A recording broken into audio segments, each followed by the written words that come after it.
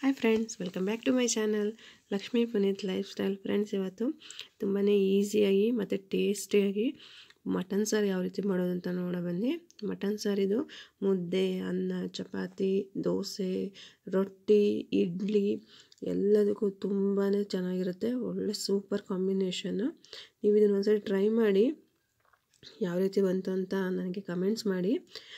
ಮತ್ತು ಈಸಿಯಾಗೂ ಮಾಡ್ಬೋದು friends. Mutton ಬೆಂದಿಲ್ಲ, ಉಪ್ಪಿಡ್ದಿಲ್ಲ ಅಂತ ಅಂದ್ಕೊಳೋರು ಈ ಸ್ಟೆಪ್ಪಲ್ಲಿ ಒಂದ್ಸರಿ ನೀವು ಮಾಡಿ ಆಮೇಲೆ ನನಗೆ ಹೇಳಿ ಯಾವ ರೀತಿ ಬಂತು ಅಂತ.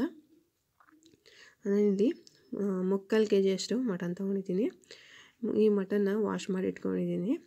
ಈ ಕುಕ್ಕರಲ್ಲಿ ಮಟನ್ ಮುಳುಗೋಷ್ಟು ನೀರು ಹಾಕ್ಕೊಂಡು ಒಂದು ಅರ್ಧ ಚಮಚ ಅರಿಶಿನ ಪುಡಿ ಹಾಕ್ಕೊಳ್ಳಿ. ನಾನು ಯಾಕೆ ಇಲ್ಲಿ ಮಟನ್ ಫಸ್ಟೇ ಬೇಯಿಸ್ಕೊತಿದ್ದೀನಿ ಅಂದರೆ ಇದು ಸ್ವಲ್ಪ ಬಲ್ತಿರೋ ಮಟನು, ಸೊ ಹಂಗಾಗಿ ನಾನು ಇದನ್ನ ಫಸ್ಟೇ ಬೇಯಿಸ್ಕೊತಾ ಇದ್ದೀನಿ. ಇದು ಸಾಂಬಾರಲ್ಲಿ ಬೇಯಲ್ಲ ಬೇಗ ಮತ್ತು ಟೇಸ್ಟು ಇರೋಲ್ಲ, ಸೊ ಹಂಗಾಗಿ ನಾನು ಬೇಯಿಸ್ಕೊತಿದ್ದೀನಿ. ಮತ್ತು ಇದಕ್ಕೆ ಸ್ವಲ್ಪ ಉಪ್ಪು ಹಾಕ್ಕೊತಾ ಇದ್ದೀನಿ. ಇಲ್ಲಿ ಸ್ವಲ್ಪನೇ ಉಪ್ಪು ಹಾಕ್ಕೊಳ್ಳಿ. ಮಟನ್ನ ಜಾಸ್ತಿ ಉಪ್ಪು ಹಾಕಿದ್ರೆ ಅದು ಉಪ್ಪು ಅನಿಸುತ್ತೆ. ಈ ಒಂದು ಜಾರಿಗೆ 2 ಗಡ್ಡೆ ಬೆಳ್ಳುಳ್ಳಿ, ಸ್ವಲ್ಪ ಕೊತ್ತಂಬರಿ ಸೊಪ್ಪು ಮತ್ತು ಶುಂಠಿ ಮತ್ತು ಈರುಳ್ಳಿ 4 ಹೆಚ್ಕೊಂಡಿದ್ದೆ ನಾನು. ಈರುಳ್ಳಿ ಜಾಸ್ತಿ ಹಾಕೋಕ್ಕೆ ಹೋಗಬೇಡಿ ಮಟನ್ ಸಾರಿಗೆ, ಯಾಕೆಂದರೆ ಸಿಹಿ ಆಗುತ್ತೆ. ಸೊ ನೋಡಿಕೊಂಡು ನೀವು ಈರುಳ್ಳಿನ ಮಟನ್ ಸಾರಿಗೆ ಹಾಕ್ಕೊಳ್ಳಿ. ಈಗ ಇದನ್ನ ನಾನು ಚೆನ್ನಾಗಿ ರುಬ್ಕೊಳ್ತೀನಿ. ಮತ್ತು ಇದಕ್ಕೆ 2 ಮೆಣಸಿನ್ಕಾಯಿ ಹಾಕ್ತಿದ್ದೀನಿ. ಹಸಿಮೆಣ್ಸಿನ್ಕಾಯಿ ಒಳ್ಳೆ ಟೇಸ್ಟ್ ಕೊಡುತ್ತೆ, ಸೊ ಹಂಗಾಗಿ ಹಾಕ್ಕೊಳ್ತಾ ಇದ್ದೀನಿ. ನೋಡಿ, ಇಲ್ಲಿ ಇದನ್ನು ರುಬ್ಬಿಟ್ಕೊಂಡಿದ್ದೀನಿ. ಇದು ಮಟನ್ ಆಲ್ರೆಡಿ ಬೆಂದಿದೆ. ನಾನು ಇದನ್ನ 3 ವಿಷಲ್ನ ಬೇಯಿಸ್ಕೊಂಡಿದ್ದೀನಿ.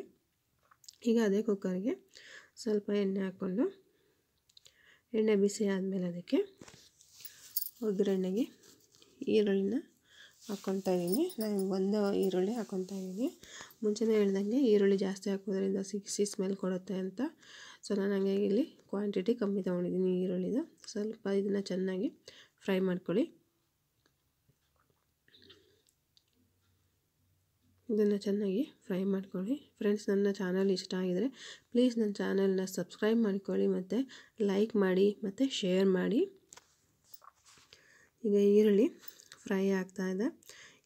ಈರುಳ್ಳಿ ಫ್ರೈ ಆದಮೇಲೆ ಇದಕ್ಕೆ ನಾವು ರುಬ್ಬಿಟ್ಕೊಂಡಿರೋಂಥ ಖಾರನ ಇದು ಈರುಳ್ಳಿ, ಶುಂಠಿ, ಬೆಳ್ಳುಳ್ಳಿ ಮತ್ತು ಕೊತ್ತಂಬರಿ ಸೊಪ್ಪು ರುಬ್ಬಿಟ್ಕೊಂಡಿದ್ವಲ್ಲ ಅದನ್ನು ಹಾಕ್ಕೊಳ್ಳೋಣ.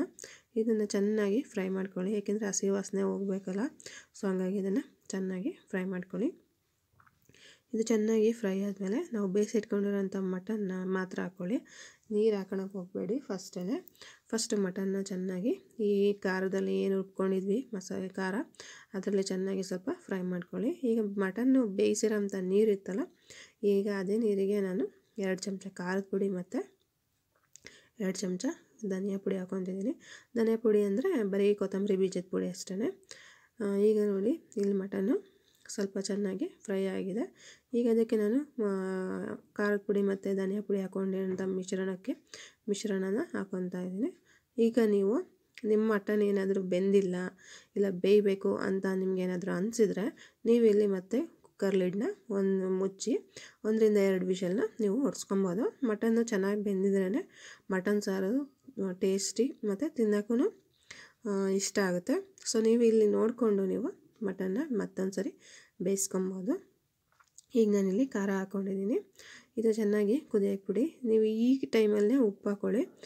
ಮತ್ತು ಸ್ಟಾರ್ಟಿಂಗಲ್ಲಿ ನಾನು ಸ್ವಲ್ಪ ಉಪ್ಪು ಹಾಕಿದ್ದೀನಿ. ನೀವಿಲ್ಲಿ ನಿಮಗೆ ಸಾರಿಗೆ ಎಷ್ಟು ಬೇಕಷ್ಟು ನೋಡ್ಕೊಂಡು ತಕ್ಕನಾಗೆ ಉಪ್ಪು ಹಾಕ್ಕೊಳ್ಳಿ. ಈಗ ನಾನಿಲ್ಲಿ ಒಂದು ಅರ್ಧ ಹೋಳು ಕಾಯಿ ತೊಗೊಂಡಿದ್ದೀನಿ. ಕಾಯಿ ತುರಿಗೆ 4 ಲವಂಗ ಮತ್ತು 2 ಏಲಕ್ಕಿ ಮತ್ತು ಚಕ್ಕೆ ಮತ್ತು ಕಡಲೆ ಸ್ವಲ್ಪ. ಇಲ್ಲಿ ಕಡಲೆ ಆಪ್ಷನಲ್ಲು, ನೀವು ಕಡಲೆನ ಹಾಕೊಬೋದು, ಹುರಿದಿರೋ ಅಕ್ಕಿ ಹಾಕ್ಕೊಂಡ್ರೆ ಇನ್ನೂ ಟೇಸ್ಟ್ ಕೊಡುತ್ತೆ.